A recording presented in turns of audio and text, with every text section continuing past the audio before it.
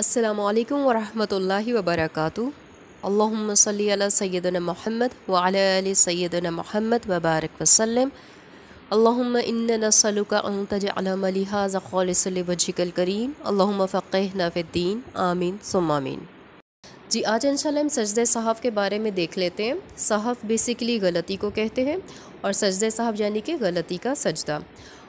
نماز ادا کرتے ہوئے نماز کی واجبات میں سے کوئی چیز ہم سے رہ جائے یا آگے پیچھے ہو جائے یا ایک سے زیادہ دفعہ کسی چیز کی تکرار ہو جائے تو پھر ہم اس کی تلافی کے لیے سجدہ سہو کرتے ہیں، اور یہ بات یاد رہے کہ یہ چیزیں بھولے سے ہم سے ہو گئی ہیں۔ اگر جان بوجھ کر ہم نے کسی واجب میں کوئی ایسی غلطی کی تو نماز دوبارہ پڑھنی پڑے گی۔ اور دوسری بات یہ بھی یاد رکھیں کہ نماز کے فرائض میں سے اگر ہم نے کوئی چیز چھوڑ دی بھولے سے یا قصدن تو ہمیں نماز دوبارہ لوٹانی ہی پڑے گی۔ سجدہ سہو کرنے سے ہماری نماز درست نہیں ہوگی، اور اس کے لیے ضروری ہے کہ ہمیں پورا علم ہو کہ نماز کے فرائض اور واجبات میں کیا کیا چیزیں آتی ہیں۔ نماز کے فرائض کو ہم تھوڑا سا ایک اوور ویو میں دیکھ لیتے ہیں۔ پہلا کیا ہے کہ نیت باندھتے وقت اللہ اکبر کہنا یعنی کہ تکبیر تحریمہ۔ دوسرا یہ کہ قیام کرنا یعنی کہ 3 مرتبہ سبحان ربی الاعلیٰ کہنے کے برابر ہمیں کھڑا ہونا ہے۔ تیسرا یہ کہ قرآن مجید میں سے کوئی آیت یا سورت کی تلاوت کرنا۔ چوتھا یہ کہ رکوع کرنا۔ پانچواں یہ کہ ہر رکعت میں 2 سجدے کرنا، اور چھٹا یہ کہ نماز کے آخر میں اتحیات پڑھنے کے برابر ہمیں بیٹھنا۔ اچھا، یہ جو چیزیں ہیں نا کہ قیام اور اتحیات میں بیٹھنا جو ہے، یہ ان لوگوں کے لیے کہا جاتا ہے کہ جو کہ بھی نو مسلم ہے اور ان کو یہ نماز کا طریقہ اور نماز میں پڑھی جانے والی چیزیں وہ ان کو نہیں آتی، لیکن ان کے لیے بھی ضروری ہے کہ جیسے ہی ان کو جتنا جلدی ہو سکے یہ چیزیں یاد کرنی ہے اور نماز صحیح طریقے سے ادا کرنی ہے۔ ایسا نہیں ہے کہ مسلمانوں کے کلمہ پڑھ کر ہم ان چیزوں سے بالکل بے نیاز ہو جائیں اور اس کو فور گرانٹیڈ لیتے ہوئے اس کو اسی طرح سے نماز میں بس اتنی دیر کھڑے ہو جائیں اور اتنی دیر بیٹھ جائیں، اور کیونکہ یہ ایکسرسائز تو نہیں ہے نا، تو اس کو ہمیں جلد از جلد یاد کرنا ہے۔ اسی طرح یہ ہمارے بچوں پہ بھی اپلائی ہوتا ہے۔ بچوں کو بھی انشاءاللہ نماز کی فرض ہونے سے پہلے انشاءاللہ بچوں کو تمام مسائل اور تمام چیزیں پراپر انشاءاللہ یاد کروانی چاہیے۔ اب ہم دیکھ لیتے ہیں کہ سجدہ سہو واجب کرنے والے اسباب کیا کیا ہیں۔ اگر ہمیں اسباب پتہ ہوں گے نا تو ہمیں ہر دفعہ جو ہے وہ کسی سے کنسلٹ نہیں کرنا پڑے گا کہ اگر مجھ سے یہ غلطی ہو گئی یا مجھ سے نماز میں یہ چیز رہ گئی ہے تو آیا مجھے سجدہ سہو کرنا تھا یا نہیں کرنا تھا۔ ان کو تھوڑا سا ذہن میں رکھنے کی کوشش کریں تاکہ انشاءاللہ ہم بہترین نمازیں پڑھنے والے بن جائیں انشاءاللہ۔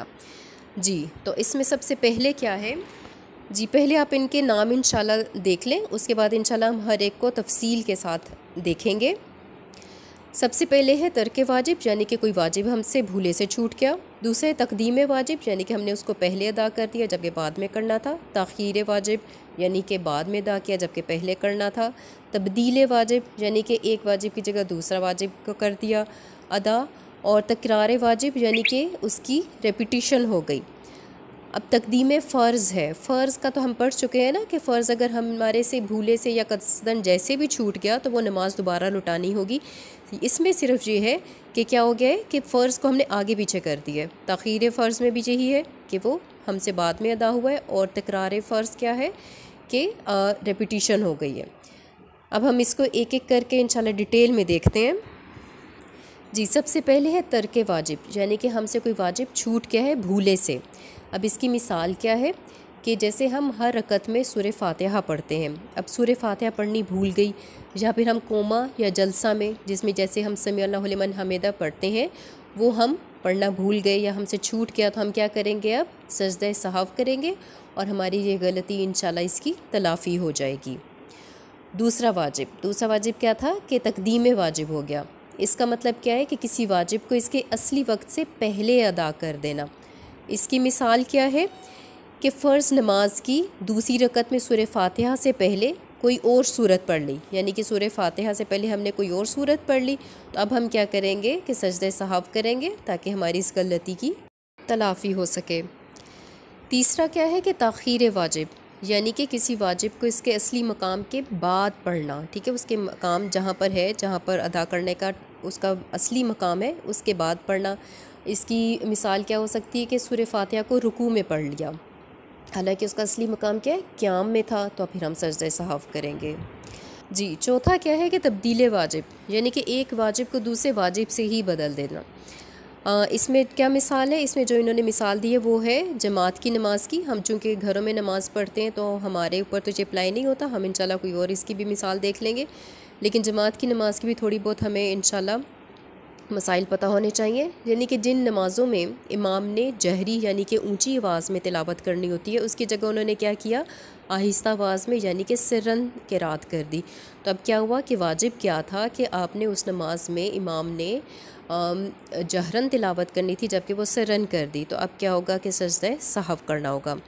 تو ہم اس کی مثال ایسے لے لیتے ہیں کہ جیسے فار ایگزامپل یہ بھی واجبات میں سے ہے نا کہ سورہ فاتحہ کو دوسری سورت سے پہلے پڑھنا۔ اب کیا ہوا کہ سورہ فاتحہ ہم سے مس ہو گئی اور ہم نے پہلے کوئی دوسری سورت پڑھ لی اور پھر اس کے بعد سورہ فاتحہ پڑھی، تو ہم نے کیا کیا کہ ہم نے ایک واجب کو دوسرے واجب سے بدل دیا، ٹھیک ہے، اور پھر کیا ہوگا کہ ہمیں سجدہ سہو کرنا ہوگا۔ جی اگلا پوائنٹ کیا ہے کہ تکرار واجب، یعنی کہ واجب کو ہم نے ایک سے زیادہ دفعہ ادا کر دیا ہے، حالانکہ واجب تو ایک ہی دفعہ ادا کرنا تھا، ٹھیک ہے۔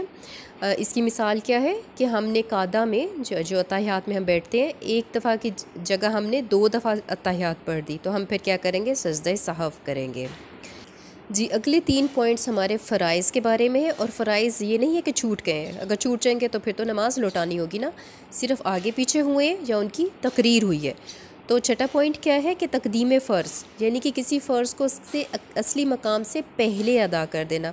اس کی مثال کیا ہے کہ جیسے ہم قیام میں کھڑے تھے تو ہمیں رکوع کرنا تھا، لیکن رکوع کرنا ہم سے رہ گیا اور ہم سیدھے سجدے میں چلے گئے، اور سجدہ کرنے کے بعد ہم نے رکوع کیا، تو ہم نے کیا کیا کہ جو فرض جہاں پر ادا کرنا تھا اس کے ہم نے جو جگہ ہے وہ ہم نے تبدیل کر دی، لہٰذا ہمیں سجدہ سہو کرنا پڑے گا۔ جی نیکسٹ پوائنٹ کیا ہے کہ تاخیر فرض، یعنی کہ فرض کو اس کے اصلی مقام سے بعد میں ادا کرنا۔ مثال کے طور پہ ہم نے آخری رکعت پڑھی اور ہم نے ایک ہی سجدہ کیا اور ہم اتحیات کے لیے بیٹھ گئے، لیکن سلام پھیرنے سے پہلے ہمیں یاد ہے کہ ہم نے ایک ہی سجدہ کیا تھا، تو پھر ہم سجدہ سہو کریں گے اور اس کے بعد سے ہم اپنی نماز کو اس طرح سے درست کر لیں گے۔ اور آخری پوائنٹ کیا ہے کہ تکرار فرض، یعنی کہ کسی بھی فرض کو جتنی دفعہ کرنے کا جو حکم ہے اس سے زیادہ دفعہ کرنا، یعنی کہ ایک رکوع ہر رکعت میں فرض ہے تو ہم ایک سے زیادہ رکوع کر لیں، یا 2 سجدے ہر رکعت میں فرض ہے تو ہم 2 سے کیا 3 زیادہ دفعہ سجدہ کر لیں، تو پھر کیا ہوگا کہ سجدہ سہو ہم پر واجب ہو جائے گا۔ جی یہ تھے وہ تمام اسباب جن کی وجہ سے سجدہ سہو کرنا واجب ہو جاتا ہے۔ اب انشاءاللہ ہمیں کافی حد تک سمجھ آ چکی ہوگی کہ کہاں پر ہمیں کب کیسے سجدہ سہو کرنا ہے۔ اب ہم انشاءاللہ سجدہ سہو کرنے کا طریقہ دیکھ لیتے ہیں۔ سجدہ سہو کرنے کا طریقہ کیا ہے کہ آخری رکعت میں جب ہم اتحیات پڑھ لیں تو ہمیں دائیں جانب سلام پھیرنا ہے اور پھر ہمیں 2 سجدے کرنے ہیں، اور پھر دوبارہ سے اتحیات پڑھنی ہے، درود شریف اور دعا پڑھ کر پھر ہمیں دونوں سلام پھیر لینے ہیں۔ اور اس کا ایک اور طریقہ یہ بھی ہے کہ اگر مثال کے طور پر ہم درود شریف پڑھ چکے ہیں اور دعا بھی پڑھ چکے ہیں اور پھر ہمیں یاد آئے کہ ہم پہ تو سجدہ سہو واجب تھا، تو بھی ہم ایک طرف سلام پھیریں گے دائیں طرف اور اس کے بعد دوبارہ سے اتحیات پڑھیں گے، پھر درود شریف اور پھر دعا اور پھر دونوں سلام پھیر لیں گے۔ لیکن جو پہلا طریقہ ہے وہ زیادہ معروف ہے، لیکن اگر کوئی بھول جائے تو دوسرا طریقہ بھی اختیار کیا جا سکتا ہے۔ اب ہم اس کے کچھ تھوڑے سے متفرق مسائل دیکھ لیتے ہیں جو اکثر و بیشتر ہمیں نماز کے دوران پیش آتے ہیں۔ جی کبھی کبھار ایسا ہوتا ہے کہ نماز میں کئی ایسی باتیں ہو جاتی ہیں جن پہ سجدہ سہو واجب ہو جاتا ہے، تو ان سب کے لیے ہم الگ الگ سے نہیں کریں گے، صرف ایک ہی سجدہ سہو کیا جائے گا، ٹھیک ہے۔ اسی طرح اگر ہم سورہ فاتحہ پڑھ رہے ہیں اور اس کے بعد ہم اگلی صورت سوچنے میں اتنا ٹائم لگا دیں کہ 3 مرتبہ سبحان اللہ کہا جا سکتا ہے، تو بھی ہم پر سجدہ سہو واجب ہو جائے گا۔ اسی طرح سنت اور نفل کی سب رکعتوں میں سورہ فاتحہ کے بعد سورت ملانا واجب ہے، اور اگر کوئی سورت ملانا بھول جائے تو پھر ہمیں سجدہ سہو کرنا ہے۔ اچھا اکثر جو ہم لوگوں کے ساتھ مسئلہ ہوتا ہے وہ یہ ہوتا ہے کہ ہمیں یہ بھول جاتا ہے کہ ہم دوسری رکعت میں تھے یا تیسری رکعت میں تھے، تو اس میں یہ ہے کہ جس رکعت کی طرف زیادہ غالب گمان ہو نا کہ نہیں میں نے اتحیات پڑھ لی تھی، اس کا مطلب ہے کہ میں تیسری رکعت میں ہی ہوں، تو اسی پر عمل کرتے ہوئے پھر ہمیں پوری نماز مکمل کرنی ہے اور آخر میں سجدہ سہو کر لیں۔ اور اگر گمان دونوں طرف ہی برابر ہو تو بھی اپنے گمان کو ایک طرف سیٹ کر کر کہ نہیں یہ یقیناً میری تیسری رکعت ہی تھی، تو اس کے حساب سے پھر آپ کو نماز آگے کنٹینیو کرنی ہے اور پھر سجدہ سہو اینڈ میں کرنا ہے۔ اچھا، سم ٹائمز ایسے ہوتا ہے کہ ہمیں شروع میں کوئی غلطی ہو جاتی ہے اور اینڈ میں جب ہم اتحیات پہ پہنچتے ہیں تو ہم بھول جاتے ہیں کہ ہمیں سجدہ سہو کرنا تھا اور ہم سلام پھیر لیتے ہیں نماز کا۔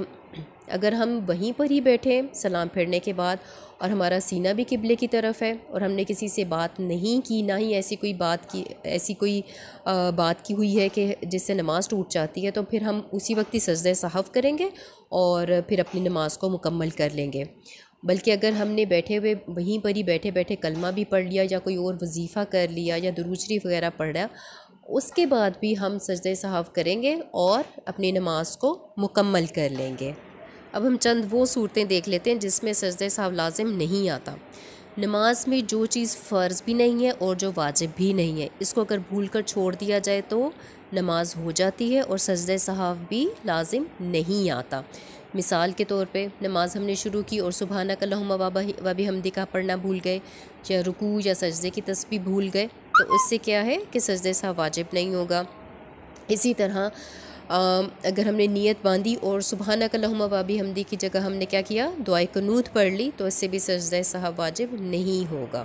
اسی طرح ہم نے فرض نماز کی آخری 2 رکعتوں میں سورہ فاتحہ کے بعد کوئی سورت ملا لی تو اس سے بھی سجدہ سہو لازم نہیں آئے گا، کیونکہ فرض کی نمازوں میں آخری 2 رکعتوں میں صرف سورہ فاتحہ ہی پڑھی جاتی ہے۔